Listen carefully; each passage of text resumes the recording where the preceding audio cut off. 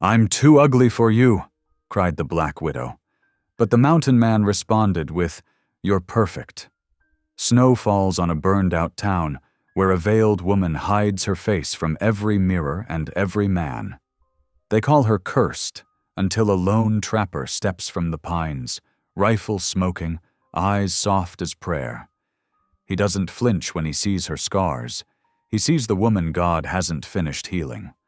But the town won't forgive what it can't understand.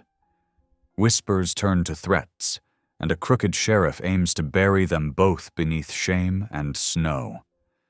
When fire returns to her door and the noose waits for him at dawn, the widow must decide whether to stay hidden or tear off the veil and fight for the man who called her perfect. In a world that worships beauty and punishes mercy, can two broken souls prove that love burns brighter than fear?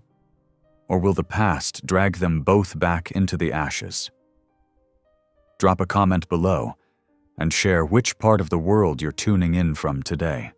If you enjoy stories like this, don't forget to subscribe for more. The autumn wind whispered through the aspens, their golden leaves trembling like coins in the fading light. Amira Dunn clutched her worn carpetbag closer as the freight wagon lurched to a stop in Silver Cross, Colorado. The driver, a weathered man who'd barely spoken 2 words during their journey, cleared his throat. "End of the line, ma'am." Amira's black skirts rustled as she climbed down, her boots meeting the dusty main street with a soft thud. The mining town sprawled before her, a collection of weather-beaten buildings nestled against the mountains. Many structures stood empty, their windows dark and shuttered. The Great Flood of '74 had carved deep scars through the valley, and the fire that followed had left its own brutal mark on the town, much like the marks she bore beneath her veil. The livery stable offered shelter at a fair price, though the loft smelled of hay and horse liniment. Amira didn't mind. After 3 years of wearing widow's weeds and living on charity, any roof over her head felt like luxury. She arranged her meager belongings, a Bible, some teaching materials, and a change of clothes, in the small space, trying to make it feel like home. As evening approached, her stomach reminded her that she hadn't eaten since dawn. The mercantile's bell tinkled as she entered, her black veil drawing curious glances from the few customers inside. She kept her head down, focusing on the wooden floorboards as she made her way to the flour barrel. The shop owner, a thin man with spectacles, measured out her purchase with efficient movements. "New in town, ma'am?" "Yes, sir." Her voice was soft but clear, the voice of someone who once commanded schoolrooms. "I'm hoping to—" The door burst open, bringing with it the sound of raucous laughter and the sharp smell of whiskey. 3 ranch hands stumbled in, their spurs jingling against the floorboards.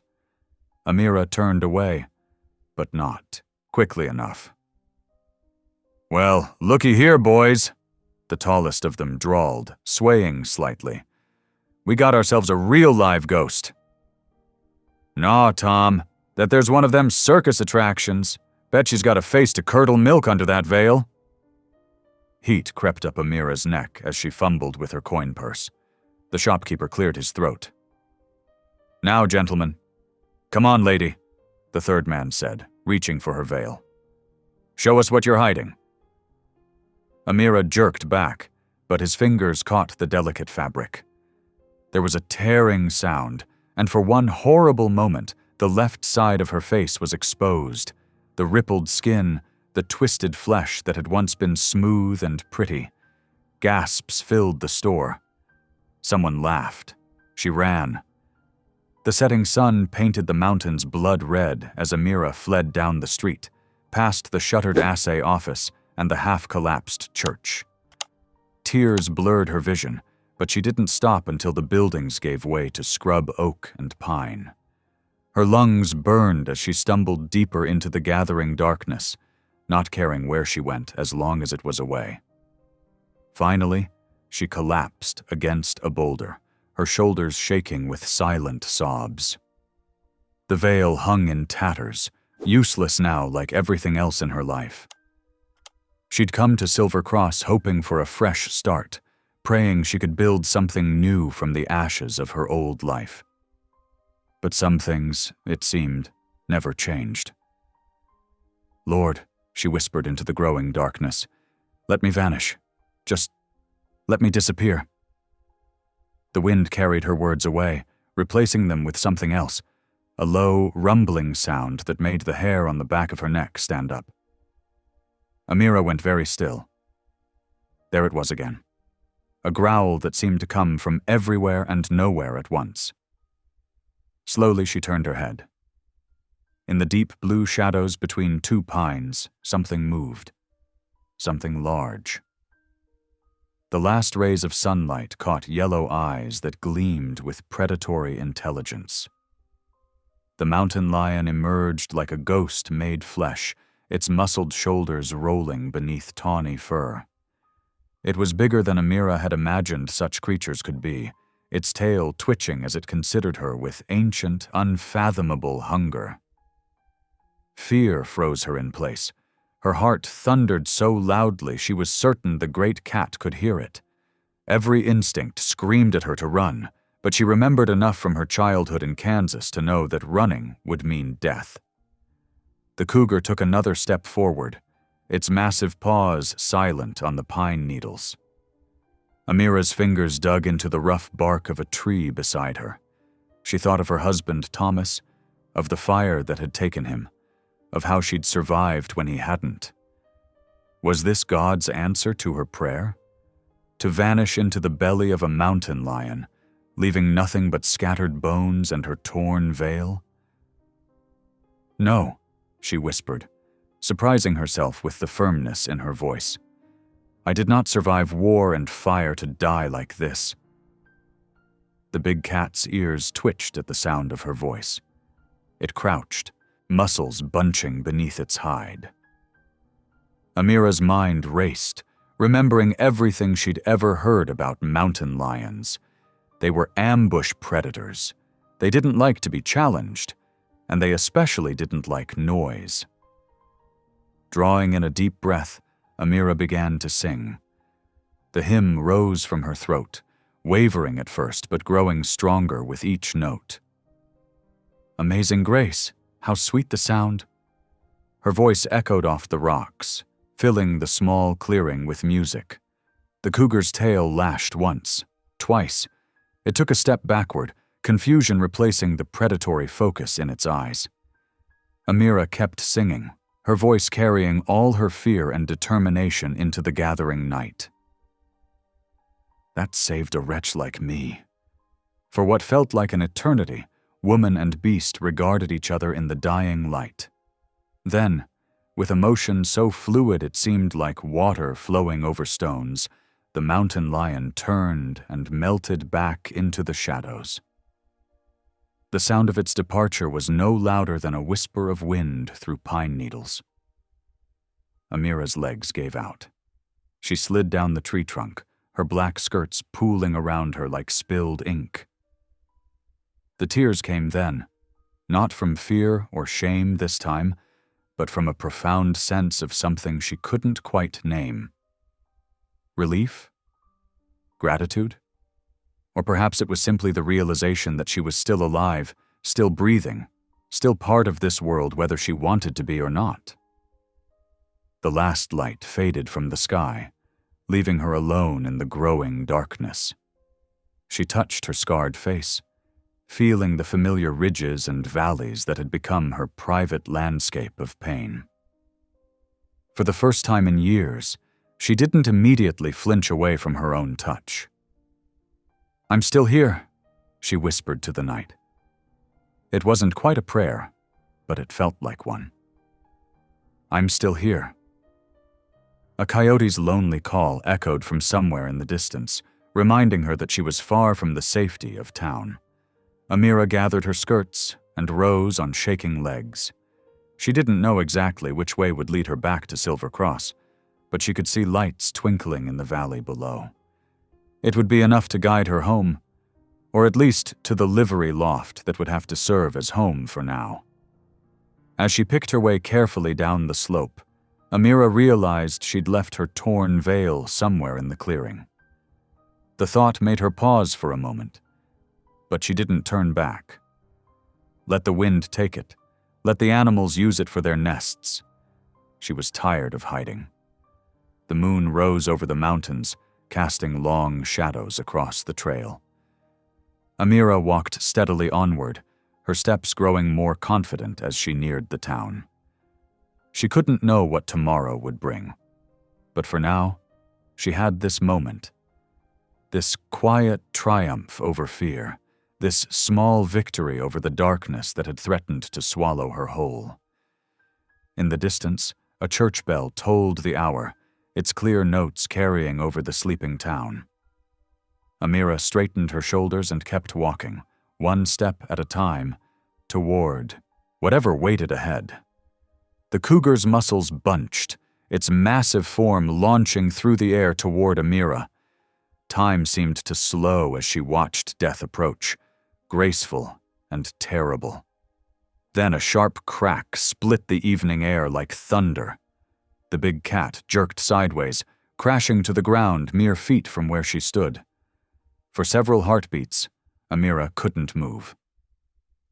The mountain lion lay still, blood darkening its tawny fur. The acrid scent of gunpowder drifted through the crisp mountain air. "Ma'am?" A deep voice called from the shadows. "You're safe now." A tall figure emerged from the trees, rifle still raised. In the dying light, Amira could make out a weathered face partially hidden beneath a graying beard. His buckskin jacket bore the worn patina of years in the wilderness. "Thank you," she managed, her voice barely more than a whisper. Her legs began to shake, delayed terror washing over her like a wave. The stranger lowered his rifle and stepped closer. "Name's Luke Brannon. Got a camp just over that rise.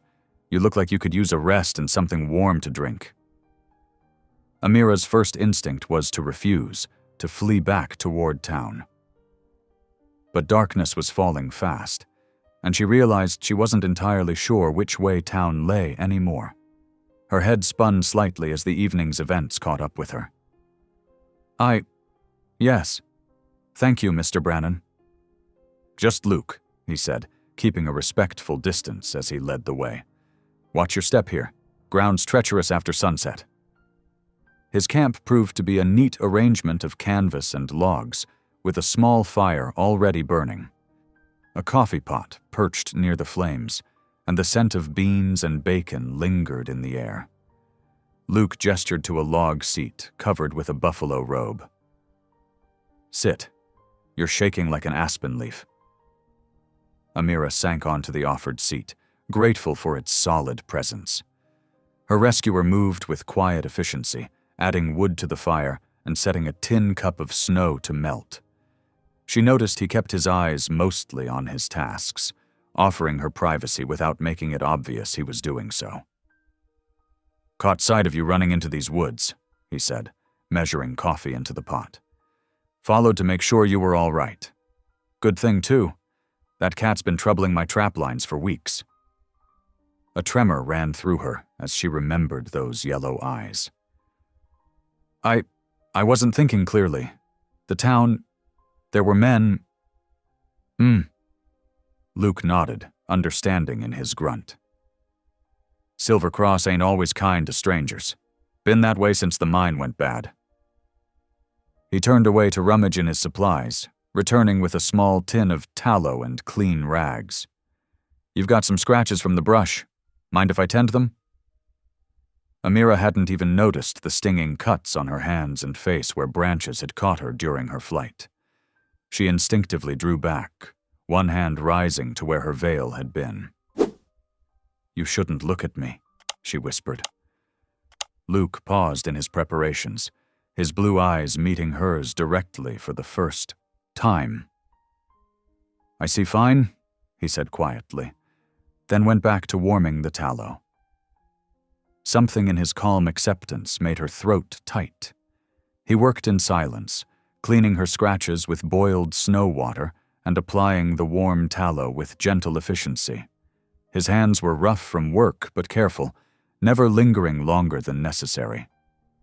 The fire crackled, sending sparks up toward the darkening sky.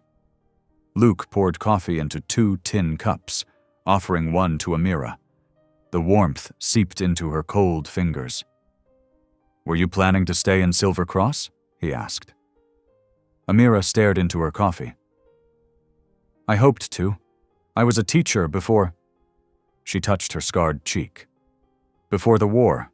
I thought perhaps a new town." "We could use a teacher," Luke said. "School's been closed since Miss Henderson married and moved to Denver 2 years back." "You know the town well?" "Well enough." He settled back, adding a log to the fire. "Lost my wife and boy to fever 6 years ago. Started trapping after that. Come down to trade fairs every few months." The simple statement held volumes of grief, matching her own.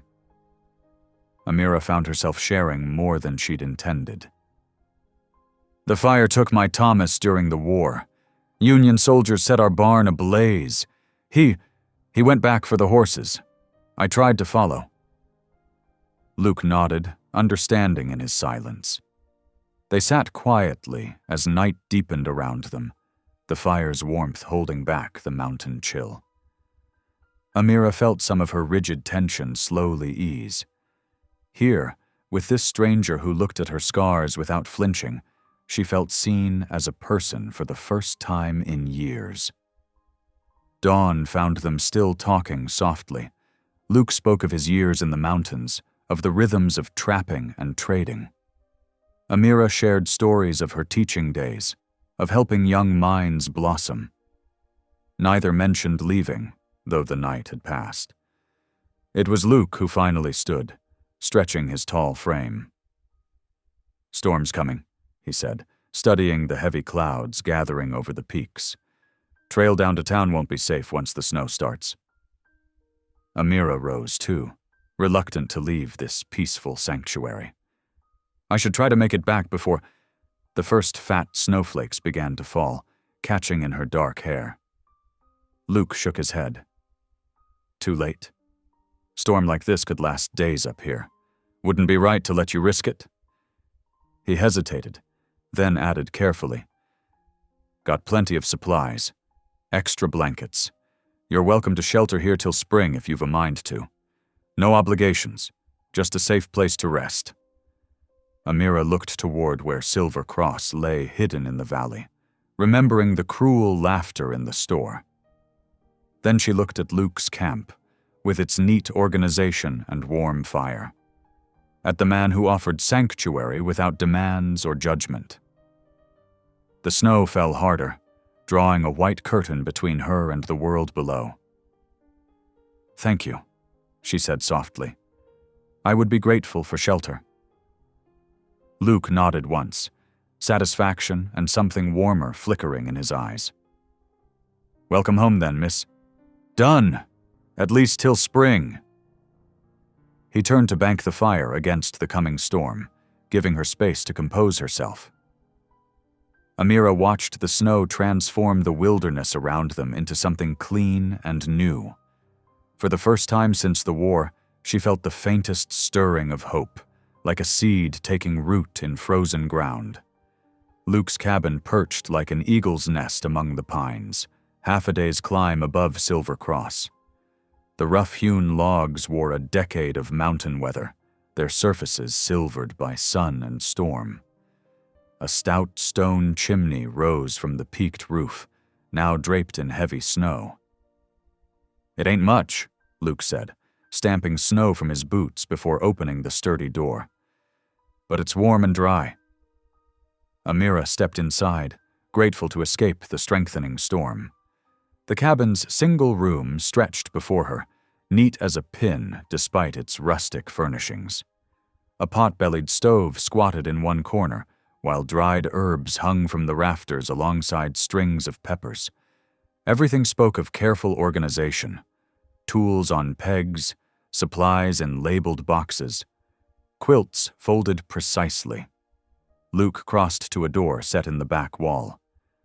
"Sarah's room," he said quietly, then cleared his throat. My wife's. Been closed up since… well, it's yours now, if you'd like. Amira hesitated at the threshold. The small chamber held a narrow bed with a faded quilt, a chest of drawers, and a rocking chair beside the window. Though dust lay thick on every surface, she could sense the care that had made this space a home. I couldn't, she began. She would have wanted it used, Luke interrupted gently. Besides, proper lady needs her privacy. He disappeared briefly, returning with her carpet bag and some clean linens. I'll leave you to settle in. Got to check my trap lines before the storm hits proper. Alone in the room, Amira ran her fingers over the quilt's careful stitching. Someone had pieced it with love, creating intricate stars from scraps of calico. She thought of her own hope chest, burned to ash in that Tennessee barn. The next hours passed in quiet industry. Amira swept and dusted, opened the window briefly to air the space, and unpacked her few belongings. In a drawer, she found a wooden sewing box containing needles, thread, and scissors. When Luke returned with 2 snow hares, she had a pot of bean soup simmering on the stove. He paused in the doorway, snow melting from his beard, something like wonder crossing his weathered face at the domestic scene. Smells good, he said simply, moving to clean his catch. They fell into a rhythm as natural as breathing. Dawn found Luke checking his traps, while Amira tended the fire and prepared breakfast. During the day, she mended clothing with Sarah's tools while he worked outside. Evenings brought them together over simple meals, sharing the day's small victories. A successful hunt, a tear well mended, a storm weathered. The snow piled higher against the shutters with each passing day. Wind moaned through the pines, but inside the cabin, peace reigned. Before each meal, they bowed their heads in prayer, Luke's deep voice mingling with Amira's softer one in gratitude for daily bread. One particularly fierce night, as a blizzard raged outside, they sat before the fire. Luke whittled a piece of pine while Amira darned a sock. The comfortable silence between them had grown familiar, like an old quilt wrapped around shoulders. Do you ever wonder, Amira said suddenly, her voice barely above a whisper, if God turns his face from those marked by fire? Luke's hands stilled on his carving. Through the walls came the mournful howl of wolves, hunting in the storm. My ma used to say something about gold, he said finally. How fire don't ruin it, just burns away what ain't real, leaving the true shine behind. Amira's fingers trembled on her needle. And if there's nothing left but ashes? Then maybe we ain't looking deep enough. Luke set aside his whittling, meeting her eyes directly. Seen plenty of forest fires in these mountains. Come spring, the wildflowers that grow in burned ground are something to behold. A small sound escaped her, half laugh, half sob. Luke's own chuckle joined it, rusty from disuse, but warm. The wolves called again, but their howls seemed less lonely now, more like song. Reckon that's the first time I've heard you laugh, Luke said softly. Amira touched her scarred cheek, hidden beneath the veil she still wore. First time in years I've felt like laughing. The fire popped, sending sparks up the chimney. Outside, the storm continued its wild dance, but here in this small space carved from wilderness, something delicate as a spring shoot pushed through winter-hard ground. Luke returned to his whittling, and Amira to her mending. But the silence between them had changed, warmed like earth turning toward sun. In her heart, a quiet voice whispered that perhaps God hadn't abandoned her after all. Perhaps he'd led her here, to this mountain sanctuary, where healing might grow in the shelter of grace. The evening deepened around them, but the fire held steady, its light touching everything with gold. The January wind howled through the mountain peaks, rattling the cabin's shutters. Inside, Luke stood before the nearly empty pantry, counting their remaining supplies. 3 cups of flour, half a sack of beans, some dried venison that wouldn't last another week. "We'll need to make a supply run," he announced, turning to where Amira stirred the morning's thin porridge. "Storm's let up enough to chance the trail." She nodded, though her hands tightened on the wooden spoon. The thought of returning to Silver Cross made her stomach clench. Here in the cabin, she'd found a measure of peace. The thought of facing those mocking faces again. "I could go alone," Luke offered, reading her hesitation. "No." Amira straightened her shoulders. "I can't hide forever." The next morning dawned gray and bitter. Luke hitched his 2 mules, Pearl and Buck, to the wagon while Amira packed what few coins she had left. Her veil, washed and mended, settled over her face like armor. The wagon creaked as Luke helped her up onto the seat. He'd padded it with extra blankets against the cold, and Amira found herself touched by his thoughtfulness. These past weeks had shown her countless such small kindnesses. The journey down the mountain proved treacherous. Melting snow had turned the trail to mud, and more than once the wheels sank axle-deep in the mire. Luke worked tirelessly, leading the mules around the worst spots while sleet peppered his broad shoulders. "Whoa there, Pearl," he called, guiding the lead mule past a particularly deep rut. His voice, though firm, held the same gentleness she'd come to know in their quiet evenings by the fire. They made camp twice, sleeping in the wagon beneath a canvas tarp, while the mules huddled close for warmth. On the 3rd morning, Silver Cross appeared below them, its buildings hunched against the gray sky like wary creatures. "Ready?" Luke asked softly as they approached the town limits. Amira nodded, though her throat had gone dry. The wagon's wheels clattered on the muddy main street, drawing curious stares from the few townspeople braving the weather. She felt their eyes like physical things, burning through her veil. Outside the mercantile, Luke helped her down. His hand lingered on her elbow a moment longer than necessary, as if lending her strength. The bell above the door announced their entrance with cheerful innocence. The store's warmth hit them like a wall after the outdoor chill. Amira moved toward the flour barrels, trying to ignore the sudden hush that fell over the other customers. Luke followed, his solid presence at her back a comfort. "Well, look who's back from the mountain." The drawling voice made her freeze. The Black Widow and her mountain man. The ranch hands from her first day in town lounged against the counter, their grins cruel beneath their hat brims. Amira's hands trembled as she reached for a flour scoop. "Hiding your sin up in them hills, Brannon?" Another voice joined in. "Ain't proper. A man and woman living unmarried like that." Luke's stance shifted subtly, placing himself between Amira and the men. "Ma'am's a paying customer," he said quietly. "Best let her shop in peace." "Peace?" The first ranch hand spat on the floor. "Ain't no peace living in sin." Amira gathered her courage and approached the counter, coins clutched in her gloved hand. The storekeeper, Mr. Jenkins, regarded her with narrow eyes. "Can't take your money," he said flatly. "Not unless you make it right before God first." The coins felt like lead in Amira's palm. Shame burned beneath her veil, familiar as breathing. She turned to flee, but Luke's hand caught hers. "Then let's do it." His voice rang clear in the sudden silence. Amira's heart stuttered. "What?" Luke's fingers tightened gently around hers. "Let's make it right." He turned to face the gathered crowd. "Where's the preacher?" Someone scurried out to fetch Reverend Matthews.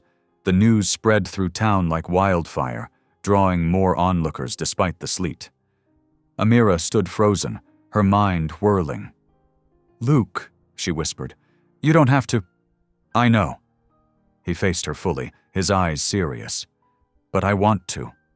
If you'll have me." Before she could respond, the store's bell jangled again. Reverend Matthews entered, looking flustered, followed by what seemed like half the town. "Brother Brannon," the preacher said, tugging at his collar. "I hear you're wanting to be married?" "Yes, sir." Luke hadn't released Amira's hand. "If the lady agrees." All eyes turned to Amira. Through her veil, she studied Luke's weathered face. In the months since the cougar attack, she'd come to know this quiet man's heart, his steadfast kindness, his gentle strength, the way he looked at her scars but saw her soul. "Yes," she heard herself say. "I agree." The ceremony happened right there in the mercantile, between barrels of flour and hanging lanterns. Reverend Matthews read from his pocket Bible, while curious faces pressed against the store windows. Luke's hand remained warm around Amira's as they spoke their vows. "Do you, Luke Brannon, take this woman?" "I do." His voice held no hesitation. "And do you, Amira Dunn?" "I do." Her whisper carried in the hushed store. When the preacher pronounced them man and wife, Luke reached for her veil. Amira flinched, but his touch was gentle as he lifted the black fabric. For the first time, she faced the town with her scars uncovered. A gasp rippled through the crowd, but Luke's eyes held only tenderness as he bent to kiss her scarred cheek. "Mrs. Brannon," he murmured, and somehow the name felt right, like a key turning in a long, rusted lock. Mr. Jenkins cleared his throat. "Well then, reckon I can sell you that flour now." A few nervous chuckles broke the tension. The ranch hands slunk away, their mockery silenced by Luke's quiet dignity. As they loaded their supplies into the wagon, townspeople began offering congratulations, some seemingly genuine. The sleet had turned to snow by the time they started the journey home. Amira sat close to Luke on the wagon seat, her veil tucked away in her pocket. For the first time in years, she felt the winter wind on her bare face and didn't flinch. "You didn't have to marry me," she said, as the town disappeared behind them. "No," Luke agreed, handling the reins with sure hands. "But sometimes the Lord works in ways we don't expect. Been alone too long, I reckon. Both of us." Amira thought of the lonely cabin, now transformed by shared meals and quiet evenings, by laughter rediscovered and prayers spoken together. Perhaps this hasty marriage, born of scandal, held seeds of grace after all. The mules plodded steadily upward as snow began to dust their backs. Ahead lay 3 more days of difficult travel, but Amira found she didn't mind. She'd traveled so far already, from war's ashes to this mountain sanctuary, from widow to wife, from hiding to hope. Pearl and Buck leaned into their harness, pulling the wagon higher into the gathering storm. But this time, Amira faced the elements unveiled, warmed by more than just the blankets Luke had so carefully arranged around her shoulders. The wagon creaked through deepening snow as they left Silver Cross behind. Amira sat straight-backed beside Luke, her newly bestowed ring catching what little sunlight filtered through the clouds. Neither spoke. The sudden weight of their hasty vows seemed to demand silence. Miles passed beneath the mules' steady hooves. Pearl and Buck trudged onward, their breath steaming in the winter air. The familiar landmarks of their journey looked different now. Changed, like everything else, by the ceremony in the mercantile. As they made camp that first night, Luke moved with his usual quiet efficiency, but something troubled his expression. He tended the mules, built a small fire, and helped Amira down from the wagon with the same gentle courtesy she'd come to know. but when they settled beside the flames to eat their simple supper of jerky and hard biscuits, he seemed to wrestle with unspoken words. "Amira?" His voice was rough with emotion. "There's something you ought to know." She looked up from her plate, heart quickening at his tone. The firelight carved deep shadows in his face, making him look older, more burdened. "Before today, I should have told you." He stared into the flames. "I had a wife once. Eleanor was her name." Amira's hands grew cold despite the fire's warmth. "You mentioned fever took your family." "That's what I believed." Luke's fingers worked at a piece of kindling, breaking it methodically into smaller pieces. "It was cholera near Santa Fe, summer of '68. I was trading furs at the fort when it struck. By the time I got back to our camp," he drew a deep breath, "they told me she was gone. Her and our boy both." Oh, Luke. Amira's heart ached for his loss, but something in his phrasing made her pause. "They told you?" He nodded slowly. "Never saw the bodies myself. The army doctor said they'd had to bury the dead quick, on account of the disease spreading." His voice grew softer. "I searched every grave marker, but some weren't marked at all. Just crosses in the ground." The implications of his words settled over Amira like a shroud. "You mean, you never confirmed? That she was dead?" Luke's laugh held no humor. "No, I didn't. Rode myself half crazy looking those first months. But Santa Fe's a big territory. If she'd survived somehow, moved on." He shrugged, the gesture heavy with old grief. "Seemed kinda to believe she was at peace." Amira's mind raced. If Eleanor lived, their marriage was no marriage at all. They were living in sin, just as the townspeople had accused. Her hands trembled as she set aside her barely touched supper. "You should have told me," she whispered. "I know." Luke's voice was thick with regret. "Didn't seem important, all these years believing her gone.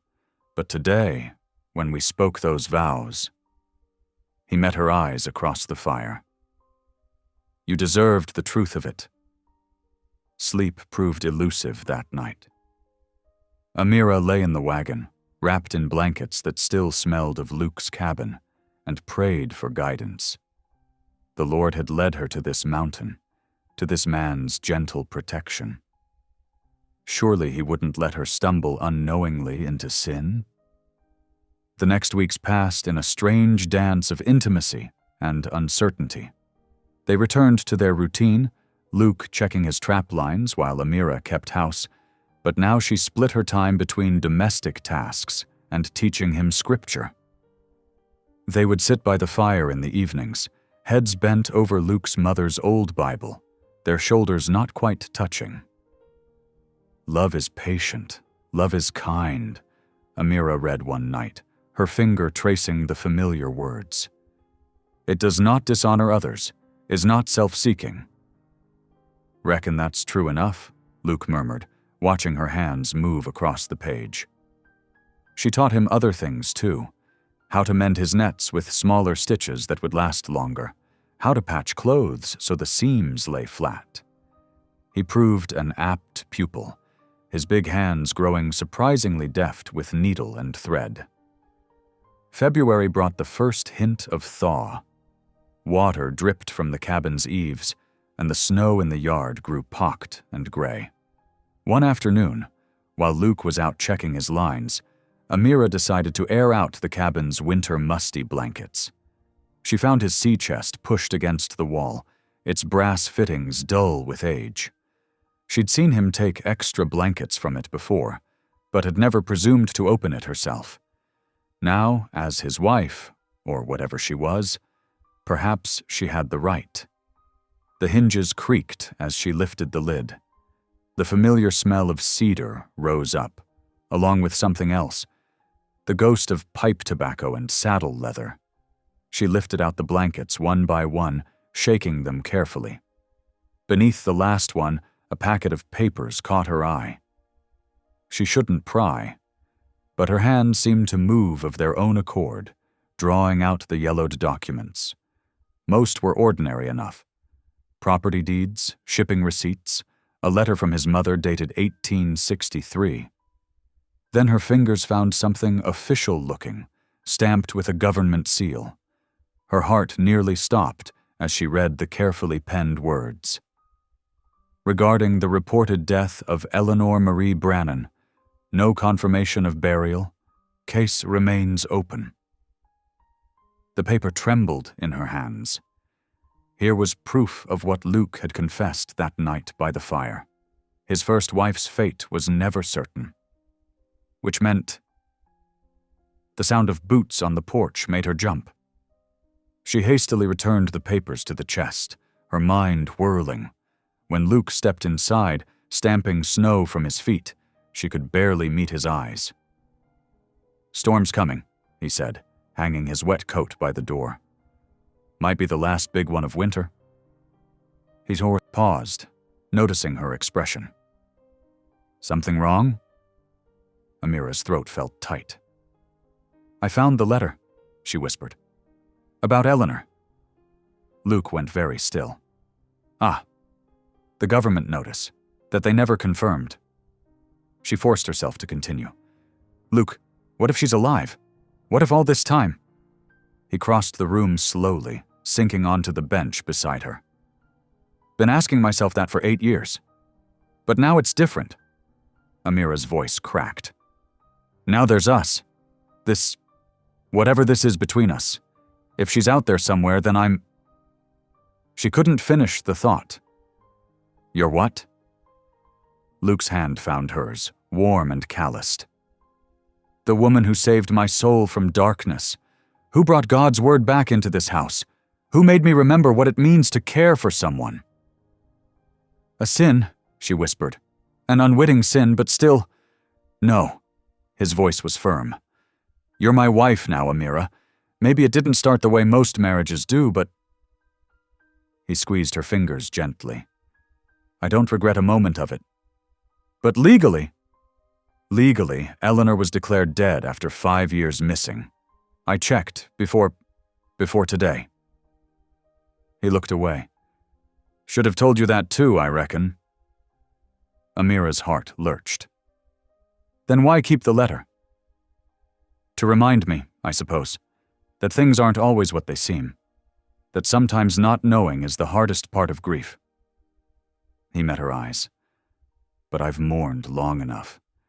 Whatever happens now, you're my present. My future, if you'll have me."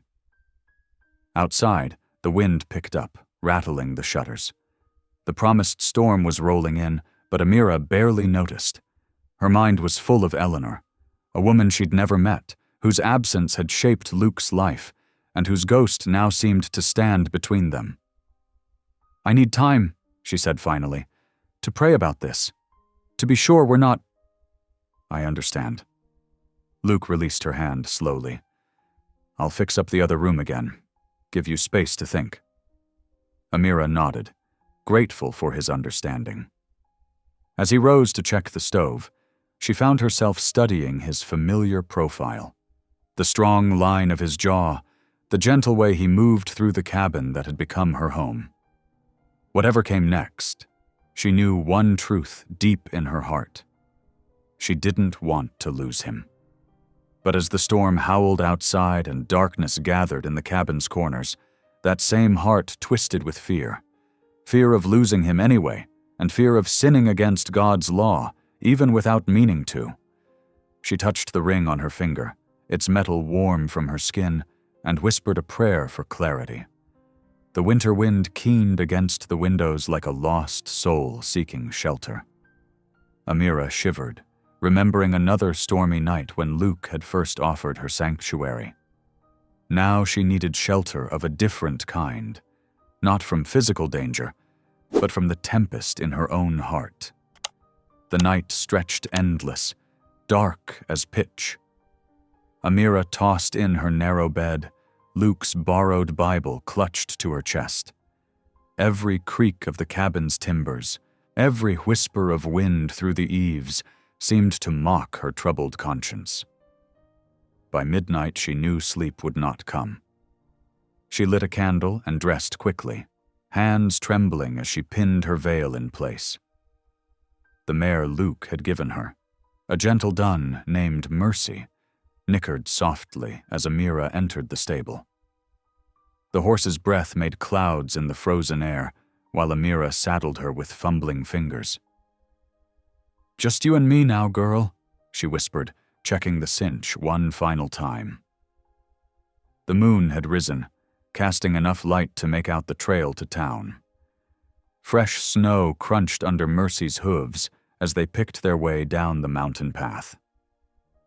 Silver Cross lay silent under its white blanket, only a few windows still glowing with lamplight. The church stood dark against the star-filled sky, but smoke curled from the chimney of the preacher's house next door. Amira's heart hammered as she tied Mercy to the hitching post and climbed the porch steps. Her knock echoed too loud in the stillness. After a long moment, shuffling footsteps approached. Preacher Harrison opened the door, silver hair tousled from sleep, a wool shawl wrapped around his shoulders. "Mrs. Brannan?" His eyes widened behind his spectacles. "What brings you out at this hour? Is everything all right?" "I need counsel, preacher," Amira's voice quavered. About my marriage." He studied her veiled face for a moment, then stepped back. "Come in, child. Sarah, put the kettle on," he called to his wife. Soon Amira sat at their kitchen table, hands wrapped around a steaming cup of tea. The veil lay beside her. In this house, at least, she need not hide. Mrs. Harrison bustled about, setting out butter cookies while the preacher settled into his chair. "Now then," he said gently, "what troubles you?" The whole story spilled out. Luke's first wife, the uncertainty of her fate, the government notice. "I fear we've sinned grievously," Amira finished, tears tracking down her scarred cheeks. "Even if we didn't mean to." The preacher was silent for a long moment, fingers steepled beneath his chin. "The law is clear," he said finally. "Without proof of death, a previous marriage remains binding. Until Eleanor Brannan's fate is known with certainty, you and Luke must live apart." "Apart?" The word felt like glass in her throat. "It's the only way to ensure you don't compound the possible transgression." His voice was kind but firm. "Separate until lawful proof is found." A floorboard creaked behind them. Amira turned to find Luke standing in the doorway, snow dusting his coat. Her heart clenched. How long had he been there? "Followed your tracks," he said quietly. "Worried when I found your bed empty." His eyes met hers across the kitchen. "Preacher's right." "Luke." "I'll ride south," he continued. "To Santa Fe. Check the records myself, talk to folks who might remember. Won't rest till I know the truth of it." Mrs. Harrison pressed a handkerchief into Amira's trembling fingers. "When?" was all she could manage to ask.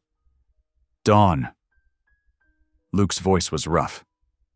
"No sense waiting." The ride back to the cabin was silent, save for the horses' breathing and the crack of frozen branches overhead. They packed quickly, Luke taking only what he needed for the journey, Amira gathering her few possessions to move into town until his return. Dawn found them in the yard, the snow crusted hard as stone beneath their feet. Luke checked his saddlebags one final time, while Amira stood nearby, twisting her hands in her skirts. "The miners' children need teaching," she said suddenly. "I can earn my keep that way while—" "Good thought," he nodded. "Town could use a proper school." "I'll pray for your safe return. And I'll pray for your peace of mind." He mounted his horse, then paused. "Amira?" She looked up, grateful for the veil hiding her tears. "Yes?" "Whatever I find, you brought light back to this mountain. Don't forget that." Then he was gone, hoofbeats fading into the pale morning light. Amira stood watching long after he disappeared, until the cold numbed her feet through her boots. The following days fell into a pattern. Amira took a room above the mercantile, paying her way by teaching the shopkeepers' children their letters. Word spread quickly. Soon she had a dozen pupils, meeting in the back room of the store. Their parents paid what they could: beans, candles, fresh bread, even a few precious coins. "Teacher," little Mary Sullivan lisped one afternoon, tugging Amira's skirt, "why you wear that thing on your face?" Before Amira could answer, Tommy Jenkins spoke up. "'Cause she got hurt in the war, dummy. My pa told me. But she's still pretty inside, that's what matters." Amira's throat tightened as the other children nodded agreement. "That's very wise, Tommy," she managed. "Now let's practice our multiplication tables." Each evening, she wrote in her journal by lamplight, recording the day's events and her prayers for Luke's safety. Again and again, her pen traced the same words. "If he returns, it will be by God's will, not mine." Weeks passed. Spring crept over the mountains, melting the snow in fits and starts. Amira's class grew to 20 pupils. She began teaching the adults, too. Miners and merchants who wanted to learn their letters, women eager to read their Bibles without help. One night, unable to sleep, she added a new line to her journal. "Lord, I understand now. You brought me here not just for Luke, but for this town, these people, this purpose. Whatever happens, let me be worthy of that calling." The loneliness remained, an ache beneath her breastbone. But it was different now. No longer the raw wound of her war years, but something quieter. A space waiting to be filled, whether by Luke's return or by God's other plans for her life. She kept teaching. The children's laughter filled her days, their trust healing something deep inside her. Sometimes, when the younger ones hugged her goodbye, they would pull her, veil askew by accident. More and more, she found she didn't rush to fix it. "You're doing good work here," Preacher Harrison told her one Sunday after services. "The town's changing thanks to you." "God's work," she corrected gently. "I'm just his instrument." But that night, writing in her journal, she allowed herself to hope. Not just for Luke's return, but for all the possibilities God might have in store. Her pen moved steady across the page. "Today I taught Jenny Miller to write her name. Her face lit up like sunrise. Whatever tomorrow brings, that moment was a gift. I am learning to trust the giver." Outside her window, spring stars wheeled across the sky. Somewhere to the south, Luke searched for answers. But here in Silver Cross, Amira had found something unexpected. Not just shelter, but purpose. The courage to step out of shadow into light, one day at a time. Her final entry that night was brief. "Lord, your will be done. Grant me strength to accept it, whatever it may be." She blew out the lamp and lay down, listening to the night sounds of the awakening mountain spring. For the first time in weeks, sleep came easily, dreamless and deep. The late March wind howled through Silver Cross, carrying the first hints of warmth mixed with bitter rain. Mud filled the streets, thick and treacherous, making every step a struggle. But it wasn't just the weather that brought trouble to town. A hacking cough had taken hold in many homes, especially among the children. Amira heard the sound first from the mercantile's back room, where she taught her classes. Tommy Jenkins couldn't stop coughing, his small frame shaking with each bout. By nightfall, 3 more children showed the same symptoms. "It ain't natural," Mrs. Jenkins fretted, pressing a cool cloth to Tommy's forehead. "He was fine yesterday." Amira remembered the herbs her grandmother had used for winter ailments. "Do you have any dried horehound?" she asked. Or wild cherry bark? Got both in the store, Mr. Peterson, the shopkeeper, offered. Sarah dries 'em special? Soon Amira had a kettle of strong tea brewing, honey stirred in to mask the bitter taste. Tommy sipped it carefully, his breathing easier with each swallow. Word spread quickly through town. The veiled teacher knew how to ease the coughing sickness. Over the next week, Amira moved from house to house, teaching by day and tending the sick by night. She showed mothers how to make the tea, how to create steam tents with blankets and boiling water, how to recognize when fever turned dangerous. "Why you helping us?" Mrs. Sullivan asked one evening, as Amira bathed her daughter's feverish face. "After how some folks treated you." Amira's hands never paused in their gentle work. "The Lord doesn't withhold healing based on past unkindness," she said softly. "Neither should I." The sickness peaked as March gave way to April. Amira kept a constant vigil, sleeping only in snatches between visits. She prayed with worried. Mothers sang hymns to restless children and slowly watched the worst cases turn toward recovery. One morning, she found herself outside the abandoned assay office, a solid building of stone and timber that had survived both fire and flood. Its windows were grimy but intact, its interior dry despite the spring rains. An idea began to form. "Reckon we could clean it up," Mr. Peterson said, when she proposed using it as a proper schoolroom. "Got more students than the store can hold nowadays." The whole town pitched in. Men repaired loose boards and broken glass, while women scrubbed years of dust from the floors and walls. Even those who had once whispered behind their hands about the strange widow now worked alongside her, sharing water buckets and paintbrushes. Amira spent hours carefully painting scripture verses on the freshly whitewashed walls. "The Lord is my shepherd," she wrote in flowing letters above the door. "I shall not want." Around the windows, she added, "Let your light so shine before men." "It's right pretty," Mrs. Harrison said, helping Amira arrange desks salvaged from the old schoolhouse. "Like a proper church school." "That's my hope," Amira replied. "Not just reading and figures, but a place where children can learn about God's love too." The townsfolk's attitudes had shifted so gradually, she hardly noticed at first. But now there were smiles instead of stares when she walked down the street. Women called greetings from their porches. Men tipped their hats respectfully. Even the ranch hands who had once mocked her scars now attended her evening reading classes, fumbling earnestly through their primers. Yet beneath it all, Amira's heart ached with waiting. 2 months had passed since Luke rode south. Each day she scanned the horizon. Each night she prayed for news. The letter, when it finally came, was rain-spotted and travel-worn.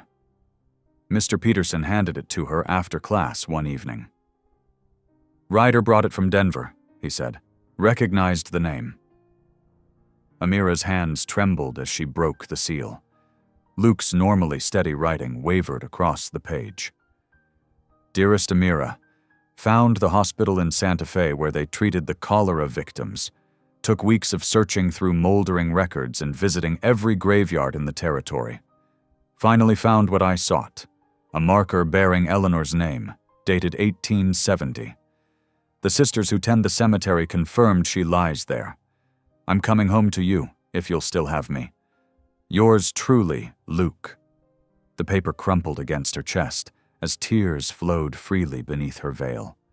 All these months of uncertainty, of trying to balance hope with acceptance of God's will, and now, at last, an answer.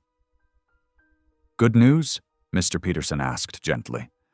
Amira could only nod, but her joy must have been evident even through the veil, because the shopkeeper smiled broadly. "Well then, that calls for celebrating. Sarah, bring out that cherry pie you've been saving."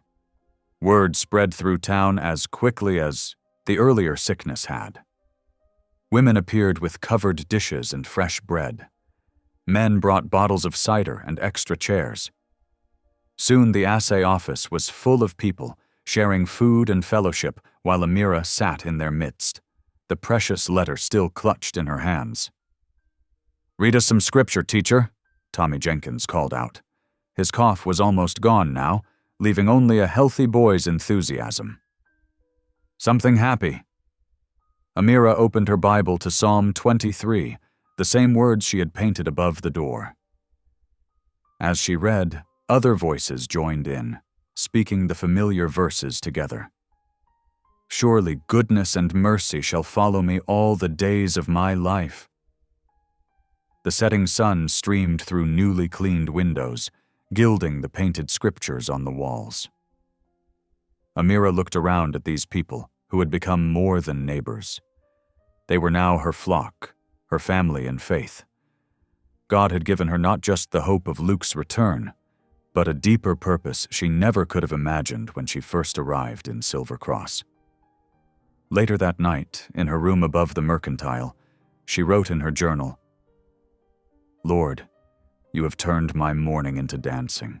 You have given beauty for ashes, just as your word promised. Whatever tomorrow brings, I thank you for this day." Outside, the spring wind had gentled to a whisper. New leaves rustled on the aspens, and somewhere in the darkness, a whippoorwill called. Amira touched the letter one more time before extinguishing her lamp, her heart full of gratitude and hope. April blossomed across the Colorado mountains, painting the slopes with tender green. Fresh grass pushed through melting snow, and wild iris dotted the meadows with purple promises. The morning air held both winter's last bite and spring's sweet whisper. Amira stood on the ridge above Silver Cross, her black skirts rippling in the breeze. She had taken to walking here each dawn, watching the sunrise paint the eastern sky while scanning the winding trail below. The veil still shadowed her face, but she held her head higher now. The townspeople's acceptance had eased some of her old fears, though her heart still ached with waiting. Today marked 1 month since Luke's letter arrived. She traced the worn paper in her pocket, its creases softened by frequent reading. The morning light strengthened, turning the lingering patches of snow to diamonds. A meadowlark trilled from a nearby aspen, and Amira breathed in the scent of warming earth. Movement on the trail caught her eye. A lone rider, his horse picking its way carefully through the spring mud. Amira's hand flew to her throat as she recognized the broad-shouldered figure, the familiar way he sat his mount. Luke. He was thinner than when he'd left, his clothes trail-worn and dusty. The winter journey had etched new lines in his weathered face, but his eyes were bright as he spotted her on the ridge. He dismounted slowly, as if uncertain of his welcome. They stood for a long moment, separated by 20 paces of thawing grass. The wind carried the soft jingle of his horse's bridle, the creak of saddle leather. Neither seemed able to find words for this meeting they had both longed for. Luke moved first, crossing the distance between them with steady steps. His boots sank slightly in the softened ground as he came to stand before her. Without speaking, he lowered himself to one knee. "Luke," Amira whispered, her voice catching. "What are you—" He reached into his coat pocket and withdrew something that caught the morning light. A silver ring, simple but beautifully crafted, with a pattern of flowing lines that reminded Amira of running water. "Traded for it at a Navajo mission," he explained, his deep voice rough with emotion. "The old silversmith there said it represents endless life. Seemed fitting." He cleared his throat. "Now everything's right and proper, if you'll still have me." Tears spilled beneath Amira's veil. Her hands trembled as she reached for the ring, but Luke caught them gently in his own calloused grip. "I need to say something first," he said. Those months searching, they weren't just about finding proof about Eleanor. They were about making sure I deserved to come back to you, that I could be the kind of man worthy of building a life with. You've always been worthy, Amira managed through her tears. Luke shook his head. I was broken when we met, living half a life, hiding from grief same as you were hiding behind that veil. But God had other plans for both of us. He squeezed her hands. You showed me how to live again, how to serve others, how to trust in His timing. The meadowlark sang again, its clear notes carrying across the ridge. Luke held up the ring. I'm asking proper this time, not because of gossip or pressure, but because I love you. Will you marry me, Amira Dunn? Yes, she whispered. Then louder. Yes. The ring slid perfectly onto her finger, warm from being carried close to Luke's heart. He rose and drew her into an embrace that felt like coming home. They stood together on the ridge while the morning deepened around them, until Luke's horse whickered impatiently. Amira laughed, the sound lighter than she could remember feeling in years. That old cabin needs work, Luke said as they started down the trail, leading his horse between them. Winter was hard on the porch boards. I saved seeds from last year's garden, Amira offered. The onions especially did well. They spent the day settling Luke back into the cabin that had become their shared refuge. Amira had kept it clean during his absence, but there were still signs of the harsh winter. Warped floorboards on the porch, a loose shutter, worn spots in the chinked logs where wind had whistled through. Luke assessed each repair needed with a craftsman's eye. Reckon we can have it all set right within a week, he said. Got some good timber seasoning in the lean-to. They worked together through the afternoon, Luke replacing the worst of the porch boards while Amira cleared the previous year's dead growth from her little garden patch. The soil still held frost beneath its surface, but the sun was warming it day by day. Another week or so, she said, running dark earth through her fingers. Then we can plant. Luke paused in his hammering to watch her. Never thought I'd see growing things here again, he admitted. After Eleanor and Thomas. He trailed off, but Amira understood. This place had been empty of life for so long, holding only memories of loss. God makes all things new, she said softly, reaching for another handful of soil. Even broken ground can bloom again. As evening approached, they gathered kindling, and Luke built up the fire. Amira made coffee and brought out the last of her stored apple butter to spread on cornbread. They sat close together in the firelight, sharing the simple meal and simpler conversation about plans for the cabin, the garden, their life ahead.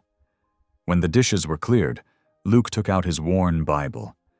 It fell open naturally to Psalm 23, the same passage Amira had painted on the schoolroom wall. Together they read the familiar words, He restoreth my soul, my cup runneth over. The fire crackled softly as they prayed, giving thanks for safe journeys and new beginnings.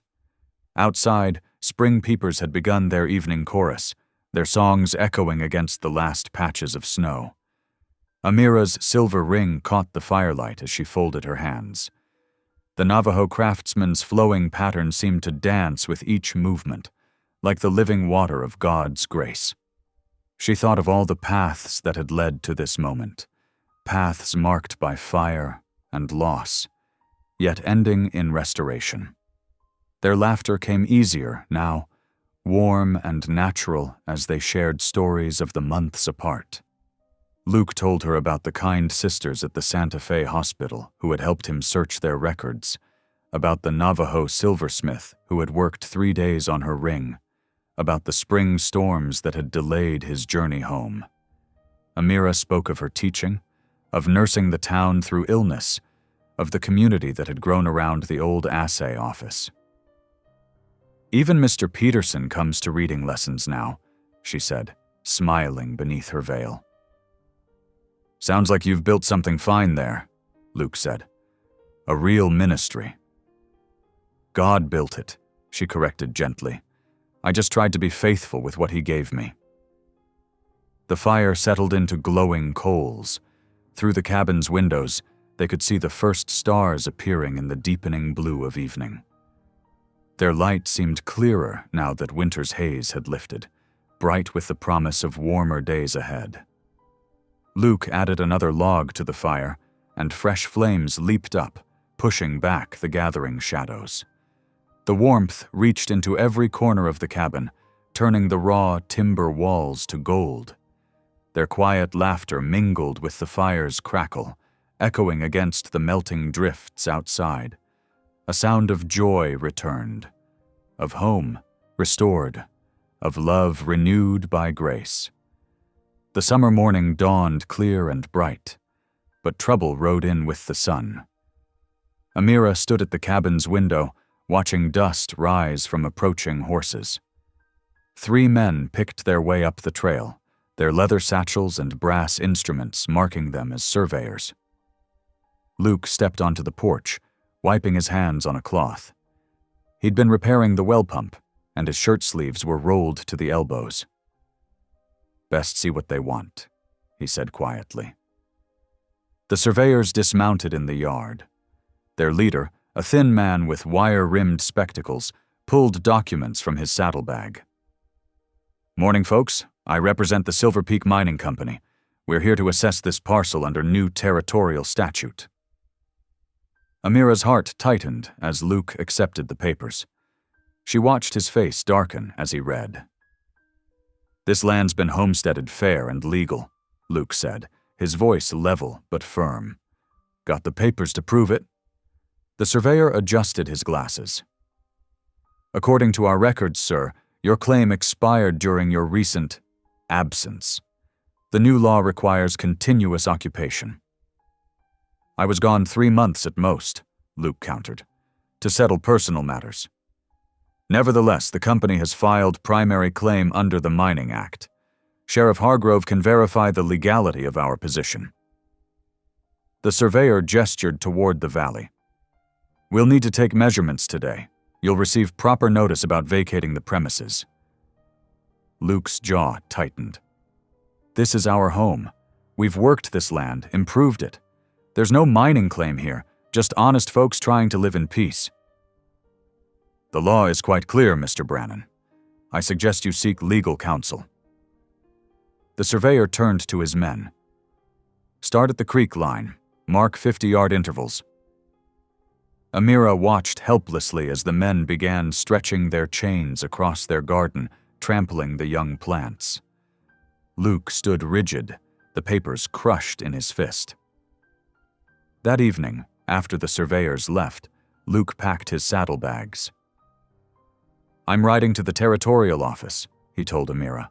"There's got to be a way to appeal this." "It's 2 days hard riding," she said, worry creasing her brow. "Let me come with you." He shook his head. "Someone needs to watch the place. They might try moving in while I'm gone." He touched her cheek gently. "I'll be back soon as I can." Amira watched him mount up, leading his sturdy pack mule loaded with supplies. The setting sun caught his silhouette as he rode south, casting long shadows across the valley they'd worked so hard to make their own. 2 days passed in tense waiting. Amira kept busy tending the damaged garden, straightening the survey stakes that marked their threatened home. She prayed continuously, asking God for protection and guidance. On the morning of the 3rd day, a familiar bray echoed from the trail. Amira rushed outside, hope rising, but her heart sank when she saw Luke's pack mule trudging up alone, its lid rope dragging. The animal's coat was dusty, its packs askew. Amira approached carefully, speaking soft words of comfort as she checked the supplies. Luke's bedroll was still tied behind the saddle, but his saddlebags were missing. Something had gone wrong. She mounted her mare and followed the mule's back trail. The morning sun revealed fresh hoofprints in the sandy soil, leading south. After an hour's riding, she found Luke's torn map caught in a thorn bush. Boot prints and signs of struggle marked the ground nearby. More tracks joined the trail here. Several horses heading back toward Silver Cross. Amira's hands trembled as she folded the map. The evidence pointed to an ambush. But by whom? She rode on, following the tracks until they merged with the main road. As darkness fell, she was forced to make camp, her worry growing with each passing hour. The night air carried distant sounds, coyotes, nightbirds, and then something else. Gunshots echoed from the direction of town, sharp cracks that made her start upright. Amira huddled closer to her small fire, pulling Luke's old coat around her shoulders. The shots faded, leaving only cricket song and her racing thoughts. What had happened to Luke? Who had taken him, and why? The questions circled like hungry wolves in the darkness. She thought of Sheriff Hargrove, his smug alliance with the mining company. The man had never hidden his disdain for outsiders like them. Had he arranged this to force them from their land? More shots rang out, closer now. Amira doused her fire and moved her mare into deeper cover, her heart pounding. Whatever violence was unfolding in Silver Cross, she felt certain it was connected to Luke's disappearance. She touched the silver ring on her finger, remembering Luke's words about trust in God's timing. But fear gnawed at her faith. They had found such peace in their mountain home, such hope for the future. Now greed and lawlessness threatened to tear it all away. Through the long night, Amira kept vigil. The gunshots eventually ceased, but sleep eluded her. She watched the stars wheel overhead, praying for Luke's safety and for wisdom to face whatever morning might bring. As false dawn began to pale the eastern sky, she heard horses approaching on the road. Many horses moving fast. She pressed deeper into her hiding place, holding her mare's reins tight to keep her quiet. The riders passed close by, at least 6 men, their faces hidden by bandanas. Their horses' flanks were dark with sweat, as if they'd ridden hard and far. One man cradled his arm, and another's shirt showed dark stains in the dim light. Amira waited until their hoofbeats faded before emerging from cover. The rising sun revealed fresh blood drops on the trail, leading toward town. Something violent had happened in Silver Cross, and she feared Luke was caught in the middle of it. She mounted up, her resolve hardening. Whatever dangers lay ahead, she couldn't abandon Luke. Their love and their home were worth fighting for, even against those who would twist the law to serve their greed. As she rode toward Silver Cross, Amira remembered the words she'd painted on the schoolroom wall. "Yea, though I walk through the valley of the shadow of death, I will fear no evil." She touched her ring again, drawing strength from its endless pattern of flowing lines. The sun climbed higher, burning away the morning mist. Ahead, Silver Cross waited, holding its secrets about Luke's fate. Amira straightened her shoulders and urged her mare forward. Whatever trials lay ahead, she would face them with faith and courage. God had led them this far, through fire and loss to find each other. She had to believe he wouldn't abandon them now, even in this dark valley. With that thought to sustain her, she rode on toward town, praying she wasn't too late to help the man she loved. The first light of dawn painted the mountain peaks in shades of rose and gold. Amira's mare picked her way carefully along the trail, both horse and rider weary from the long night's vigil. As they crested the final ridge above their homestead, Amira's heart stopped. Thick black smoke billowed from their cabin. Orange flames licked the morning sky, consuming the home she and Luke had built together. A crowd of miners milled around the burning structure, their shouts carrying on the wind. "Murderer's place," one man yelled, hurling a burning torch through a window. "Devil take him and his witch woman!" Amira spurred her horse down the slope, terror giving way to desperate determination. The mare's hooves thundered across the frozen ground as they approached the chaos. Several miners turned at her arrival, their faces twisted with anger and fear. "Where's Luke?" she demanded, dismounting. "What have you done?" A burly man with a matted beard stepped forward. "Your man killed Jimmy Spencer. Sheriff found blood in his wagon." He spat on the ground.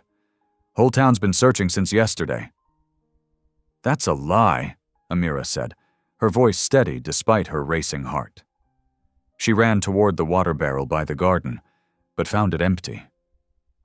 Smoke stung her eyes as she grabbed buckets and ran to the creek where spring melt flowed. The icy water splashed her skirts as she filled the buckets. Her hands, raw from the cold, gripped the metal handles. She staggered back toward the cabin, sloshing water on the flames that devoured their porch. "Leave it!" someone shouted. "Murderer's place deserves to burn." Amira ignored them, making trip after trip to the creek. Steam hissed where water met fire. Her hands blistered from the heat and cold, but she kept working.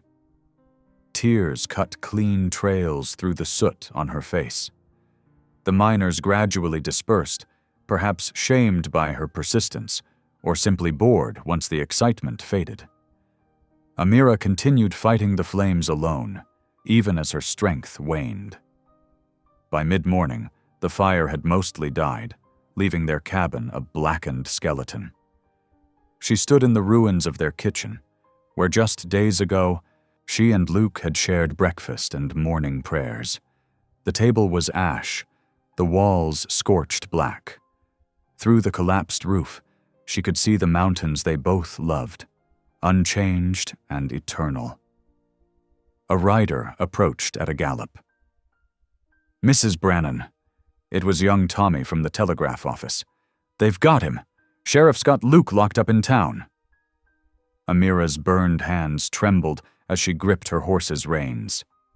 The mare sensed her urgency, picking up a quick trot as they headed toward Silver Cross. The morning sun had burned away the last traces of dawn, revealing a sky as hard and blue as steel. The town's main street was crowded when they arrived. Miners and merchants clustered in small groups, their conversation dying as Amira passed. Her black dress was stained with soot, her veil dark with ash, but she held her head high. "Murderer's woman," someone muttered. "Ought to run them both out," came another voice. Amira dismounted before the jailhouse, her boots leaving sooty prints on the wooden sidewalk. The deputy at the door shifted uncomfortably as she approached. "Ma'am, Sheriff Hargrove ain't accepting visitors for the prisoner." "I'm not a visitor," Amira said quietly. "I'm his wife." The deputy's eyes darted to the street, then back to her veiled face. After a moment's hesitation, he stepped aside. The jail's interior was dim after the bright morning light. Sheriff Hargrove sat at his desk, cleaning his revolver with practiced motions. He barely glanced up as Amira entered. "Come to see your killer husband?" he asked, his tone casual but cutting. "Got him locked up tight where he belongs." "Luke is no killer," Amira said. "You know that." Hargrove set down his gun, finally meeting her gaze through the black veil. "What I know is Jimmy Spencer's blood in your man's wagon. What I know is Spencer's been missing since yesterday, same time your husband disappeared." He smiled thinly. "Mighty suspicious timing, wouldn't you say?" "Luke went to file an appeal against your mining company's claim," Amira said. "You know that, too." "Claims office has no record of him arriving," Hargrove countered. "But we found Spencer's blood, and signs of struggle. Way I see it, Spencer caught him trespassing. There was trouble, and your man did what killers do." "I want to see him." Hargrove shrugged. Your choice. Cells and back. He turned back to his gun, dismissing her. The cell block was even darker than the office. Luke stood as Amira approached, his face showing concern when he saw her soot-stained clothes. The cabin? He asked softly. Burned, she answered, reaching through the bars to take his hand. But that doesn't matter now. Are you hurt? I'm fine. He squeezed her fingers gently. Amira, I never touched Spencer. They ambushed me on the road, took my papers and saddlebags. Must have planted the blood then. I believe you, she said. But why? What do they want? The land, Luke said grimly. Mining companies found silver in the valley. They're using Spencer's disappearance to frame me, clear the way for their claim. He touched her ash-covered veil.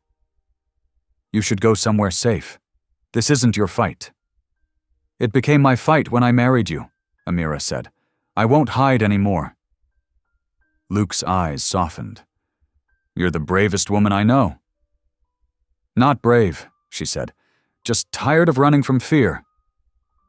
Boots scraped on wooden floors as Sheriff Hargrove approached. Time's up, Mrs. Brannon. Your husband's got a date with the territorial judge next week, unless Spencer's body turns up sooner. His hand rested meaningfully on his gun belt. Amira stood straight and tall, though her heart hammered. The truth will come out, Sheriff. God sees what men try to hide. Save your preaching for Sunday, Hargrove sneered. Your man's a killer, and that's all folks need to know. As Amira walked back into the sunlight, whispers followed her down the street. But for the first time since the war's fire had scarred her, she felt no shame beneath their stares. Love had taught her courage. Faith had shown her purpose. Whatever came next, she would face it unveiled and unafraid. She mounted her horse, wincing as the reins pressed against her burned palms. The mare seemed to sense her determination, prancing sideways with nervous energy. Behind her, the jail's shadows held the man who had taught her to trust again.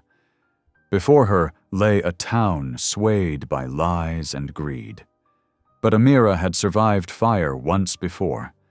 This time, she wouldn't let it destroy what mattered most. This time, she would fight back with truth as her shield and justice as her sword. The widow in the veil had vanished like morning mist, leaving behind a woman ready to defend love's hard-won ground. The Sunday morning dawned clear and cold, frost glittering on the church windows like scattered diamonds. Amira knelt in prayer before the wooden cross, her black veil shadowing her face. The empty pews behind her waited in silence for a congregation that would soon gather for a very different kind of service. Boot heels clicked on the floorboards. Mrs. Brannon? Pastor Matthews stood in the aisle, his weathered face etched with concern. The sheriff's men are bringing Luke from the jail. They've built the... He hesitated. They've prepared everything in the square. Amira's fingers tightened on her prayer book. Thank you, Pastor. Her voice was steady, though her heart thundered against her ribs. I'll be there shortly. Child, perhaps you shouldn't... I must. She rose, straightening her black skirts. A wife's place is beside her husband, in life or death. The pastor nodded slowly. Then I'll walk with you. Outside, the morning air bit sharp as a knife. Townsfolk streamed toward the square, their Sunday best a mockery of the grim spectacle awaiting them. Amira took her place on the church steps, standing tall despite the whispers that followed her like autumn leaves. A drum began to beat, slow and solemn as a funeral march. The crowd parted as Sheriff Hargrove led his procession down the street. Luke walked between two deputies, his hands bound but his head high. His clothes were dirty from the jail cell, but his eyes were clear and calm. When he saw Amira on the steps, a faint smile touched his lips. She felt her heart swell with a love so fierce it burned away her fear. Sheriff Hargrove's voice rang out across the square. Luke Brannan, convicted of the murder of James Spencer, is to be hanged by the neck until dead, as ordered by territorial law. He turned to face the crowd, his badge gleaming. Let justice be done, that honest folk might sleep safe in their beds. There's no justice in killing an innocent man. Amira's voice carried clearly through the morning air. Heads turned, and the drumbeat faltered. Ma'am, step aside. Hargrove's hand rested on his gun belt. This is the law's business. No. Amira moved down the steps, each footfall deliberate. This is God's business. You would murder a good man to hide your greed. The sheriff's face darkened. Your husband killed Spencer over that worthless land claim. We found the blood. You found what you wanted to find. Amira reached for her veil with trembling fingers, just as people see what they expect to see. The crowd gasped as she pulled away the black lace, revealing her scarred face to the sunlight for the first time since arriving in Silver Cross. The burns traced angry patterns across her skin, a map of past suffering laid bare. You call this ugly? Her voice rang with challenge. This is what love looks like when it survives fire. This is what truth looks like when it refuses to hide. She turned slowly, meeting the shocked stares of her neighbors. I wore this veil because I was ashamed, because I believed your judgment mattered more than God's mercy. But love taught me better. Luke strained against his bonds, his eyes bright with pride and pain. Amira, my husband, she continued, saw past these scars to my heart. He taught me that real ugliness hides behind respectable faces and shiny badges. It lurks in the greed that would kill an innocent man for silver in the ground. A murmur ran through the crowd. Pastor Matthews stepped forward, his Bible held high. Brothers and sisters, we cannot let this execution proceed without certainty of guilt. Let us pray for God's mercy and wisdom. The old preacher's voice rose in prayer, echoing off the church walls. Lord, if there be innocence here, reveal it. If there be wickedness, expose it. Let not our hands be stained with righteous blood. The crowd bowed their heads, the morning silence broken only by the prayer and the creak of rope from the hastily built gallows. Even Sheriff Hargrove shifted uneasily, his certainty wavering in the face of Amira's unveiled truth. Suddenly, hoofbeats thundered down the street. A rider appeared, his horse lathered with sweat. Sheriff Hargrove! The messenger nearly fell from his saddle in his haste to dismount. Telegraph from Pueblo. He thrust a paper at the sheriff. They found James Spencer. Hargrove snatched the telegram, his face draining of color as he read. The crowd pressed closer, tension crackling like lightning before a storm. Read it, Amira demanded. Read it aloud. The sheriff's hands shook slightly as he cleared his throat. James Spencer captured near Pueblo, caught trying to fence stolen mining company payroll, confesses to staging own disappearance and planting blood evidence. Stop. Prisoner en route to Silver Cross. Stop. A shocked silence fell, broken by Pastor Matthew's quiet voice. Sheriff, release that man. For a moment, Hargrove hesitated, his authority crumbling before the town's eyes. Then, with jerky movements, he unlocked Luke's shackles. Luke rubbed his wrists, then walked straight to Amira. Without hesitation, he gathered her in his arms, kissing her scarred face before the whole town.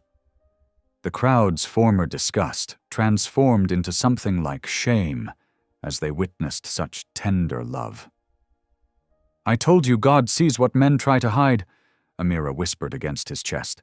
He surely does. Luke touched her unveiled cheek gently. And now everyone else sees too. The townsfolk began to disperse, many pausing to nod respectfully to Amira and Luke. A few women wiped tears from their eyes, moved by the display of devotion they had witnessed. Even the deputies looked away, unable to meet the couple's steady gaze. Sheriff Hargrove attempted to maintain his dignity as he retreated toward his office. "The territorial judge will want to review this case," he muttered. "Yes," Pastor Matthews agreed, firmly. "I expect he'll be very interested in reviewing everything about this case, Sheriff, including your conduct." The morning sun climbed higher, warming the frost away as Luke and Amira stood together on the church steps. Her face remained unveiled, lifted toward the light. The scars that had once seemed like badges of shame now shone with a different meaning, testament to survival, to courage, to love, that ran deeper than appearance. Several of her students from the reading classes approached hesitantly, led by little Sarah Miller. The girl held out a bunch of wild mountain flowers. "Teacher," she said softly, "we're sorry we were scared before. The scars don't look so bad now." Amira knelt to accept the flowers, her eyes bright with tears. "That's because you're seeing with your heart now, not just your eyes." One by one, other townspeople came forward. The miller's wife who had refused to serve her, the stable boy who had mocked her, the seamstress who had spread rumors. Each offered awkward but sincere apologies, met with Amira's gracious forgiveness. Pastor Matthews smiled as he watched the impromptu reconciliation. "I believe we still have time for a proper Sunday service," he announced, "one focused on grace and the many ways God's love can transform us all." The church bells began to ring, their clear tones carrying across the valley where Luke and Amira's cabin lay in ashes. But they would rebuild, just as the morning's events had begun to rebuild the torn fabric of community. Truth had prevailed, love had conquered fear, and faith had turned scars into symbols of victory. The morning after Luke's near-hanging dawned clear and cold. Sunlight glinted off broken glass and charred timber where their cabin had stood. Amira knelt in the ashes, sifting through debris with careful fingers. Her face, still unveiled, reflected determination rather than despair. "Found something?" Luke asked, coming to crouch beside her. She lifted a blackened piece of metal, the door latch he'd carved with leaves and vines. "It survived," her voice caught. "Like us." News traveled fast in Silver Cross. The mining company's scheme had unraveled quickly after James Spencer's capture. Their agent had paid Spencer to disappear, hoping to frame Luke and seize the valuable land. When Spencer was caught spending marked bills from the company payroll, the whole plot came to light. Sheriff Hargrove resigned in disgrace. The mining company's stockholders fled, leaving their fancy office empty, except for stacks of worthless papers. But the damage to Luke and Amira's home remained. The sound of wagon wheels made them both look up. A procession wound its way up the mountain trail, 3 wagons loaded with lumber, followed by a dozen men on horseback. Tom Miller, the mill owner, led them. "Reckon we owe you folks more than words can say," Miller called out as they approached. He removed his hat, turning it nervously in his hands. "Brought some fresh-cut pine. Thought maybe we could help rebuild, if you're willing." Luke studied the men's faces, the same ones who'd watched him led to the gallows yesterday, but their eyes held shame now, and hope for redemption. "Much obliged," Luke said finally. "Could use some help with the heavy lifting."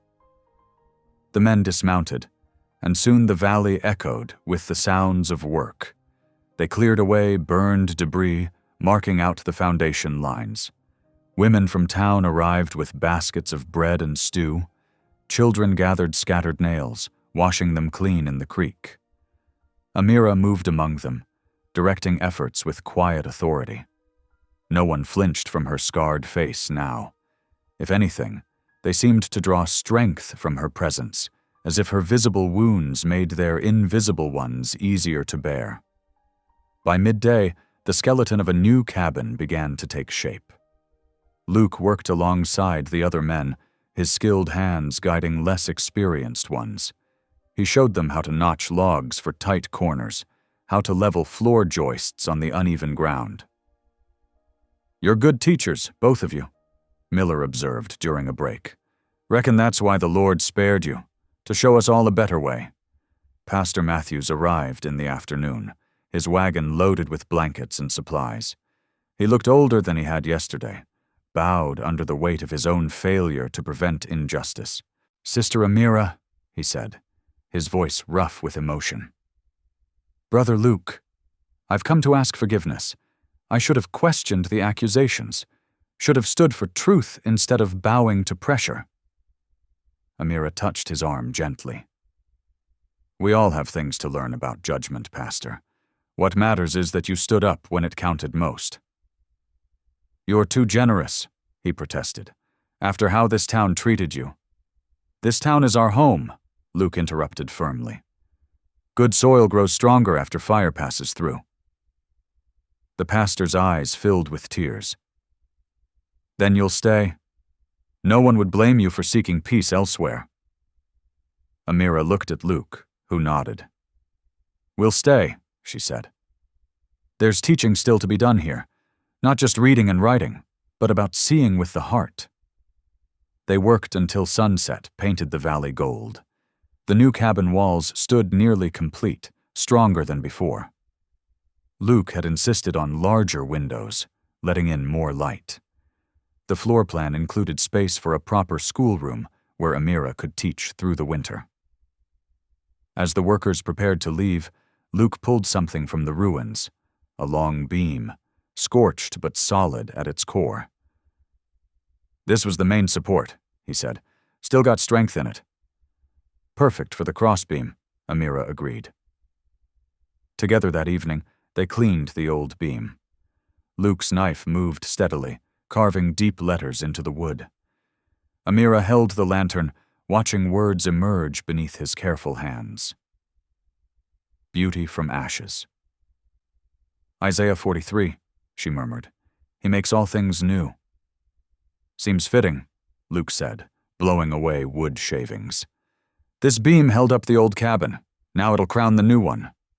The next morning, more townspeople arrived to help. Women hung quilts on lines between trees, creating temporary walls. Children planted flower seeds in the newly turned earth, where Amira's garden would grow again. By noon, the moment came to raise the crossbeam. Luke and Miller directed the men as they lifted it into place. Amira's heart swelled at the sight of her husband up there, securing the beam that would shelter their future. The carved words faced inward, visible to anyone who entered. But everyone who had helped rebuild knew what they meant. They had witnessed beauty rising from ashes, not just in timber and nails, but in restored trust and healed hearts. As the workers dispersed that evening, Amira and Luke stood in their partially finished home. Wind whistled through gaps still waiting for chinking, but the roof was solid above them. "It's different," Amira said, touching a fresh-cut wall. "But better, I think." Luke wrapped his arms around her from behind, both of them gazing up at their salvaged crossbeam. "Like us," he said simply. "Stronger at the broken places." The sun set behind the mountains, painting their new walls with golden light.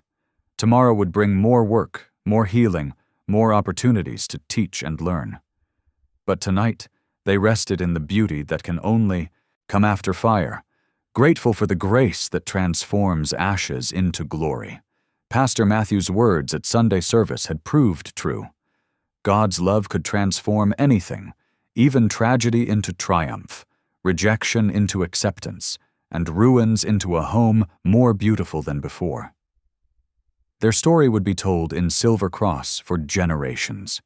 How truth prevailed, how love conquered fear, and how a community learned to see with their hearts instead of their eyes. Golden aspens shimmered in the autumn breeze, their leaves catching sunlight like scattered coins across the valley. The rebuilt cabin stood proud against the mountain backdrop, its fresh-cut pine walls weathered just enough to look lived in. Garlands of wild asters and goldenrod draped the porch rails, and borrowed quilts hung as festive banners between posts. Townsfolk gathered on rough-hewn benches arranged in a half-circle before the cabin. Luke stood near the steps, tugging at the collar of his cleanest flannel shirt. Tom Miller had pressed it special for the occasion, and the fabric was still stiff with starch. His boots were polished to a shine that made him almost uncomfortable. But today wasn't about comfort. It was about honoring. When Amira emerged from the cabin, a collective breath swept through the crowd. She wore a blue calico dress sewn by the ladies of Silver Cross, each stitch a small act of atonement for past cruelties. Her face was unveiled, catching the autumn light. The scars that had once drawn mockery now seemed to glow with an inner beauty, badges of survival transformed into marks of grace. Pastor Matthews stood ready, his Bible open. This time there was no hurry, no shame, no whispered accusations, just joy, pure and simple as the mountain air. "Dearly beloved," he began, his voice carrying across the valley, "we gather to celebrate what God has already joined." Luke's hands were steady as he took Amira's. His eyes never left her face as they spoke the familiar words of commitment. When it came time for his own vows, he surprised everyone with words clearly long held in his heart. "You're perfect," he declared, loud enough for all to hear, "because God made you twice, once in flesh and once in faith." Tears sparkled in Amira's eyes as he continued, "And I aim to spend my life thankful for both versions." Children who had once hidden from the widow in the vale now scattered dried wildflower petals in her path. Their small voices joined with deeper ones as a hymn rose across the hills. Amazing grace floating on the mountain wind. As evening settled in, lanterns cast warm light over trestle tables laden with wedding supper. The whole town had contributed. Fresh-baked bread, roasted venison, pies of every description. Fiddle music sparked up, courtesy of old Jim Wheeler, who hadn't played since losing his wife 3 winters back. But tonight, his bow moved sure and sweet, drawing couples to their feet. Laughter rippled through the gathering darkness. Amira and Luke moved among their guests, accepting congratulations and plates piled high with food. The night air grew cool, but nobody seemed eager to leave. They had all been part of this story, the pain, the redemption, and now the joy. Each person there knew they were witnessing more than a wedding. They were seeing love proven stronger than fear, faith outlasting doubt, and grace healing what fire had scarred. Frost painted delicate patterns across the meadow grass as November settled into the valley. Each morning the ground sparkled like scattered diamonds until the wan sunlight melted nature's artistry away. The changing season brought a different rhythm to Luke and Amira's life together, one marked by purpose and quiet joy. In the newly built workshop beside their cabin, Luke's hands moved steadily over rough pine boards. Wood shavings curled around his boots as he shaped what would become desks for the valley's first proper schoolhouse. The sound of his plane scraping across wood mixed with the chattering of blue jays outside the open door. "Need to make them sturdy," he muttered, testing the joint of another desk. "These mining family's young'uns are strong as mountain goats." Through the workshop window, he could see Amira with her students gathered on the cabin's wide porch. 6 children, 3 from the mining camps and 3 orphans taken in by town families, huddled close as she helped them form letters in their primers. Her voice carried clear and gentle on the crisp air. "That's right, Sarah. Draw the A just like a mountain peak with a line across, like the horizon at sunset." The little girl's tongue poked out in concentration as she carefully copied the letter. Amira's hand steadied the child's smaller one, patient as the mountain streams that never tired of their course. When evening drew its purple curtain across the valley, Luke and Amira settled into their familiar spots beside the hearth. The fire painted warm light across their faces as Amira opened her journal, its leather cover soft from frequent handling. Luke added another log to the flames, then knelt beside her chair. "I've been meaning to write something special," she said, turning to a fresh page. Her pen moved carefully across the paper, forming words that came straight from her heart. "The Lord mended me through a man too kind to look away. I was never ugly, only unfinished." Luke's calloused hand found hers, squeezing gently. "Reckon we were both unfinished," he said softly. "Like them desks out there, waiting for the right hands to smooth away the rough spots." Through their frost-rimmed window, they watched as snow began to fall, first in scattered flakes that danced like white feathers, then in earnest.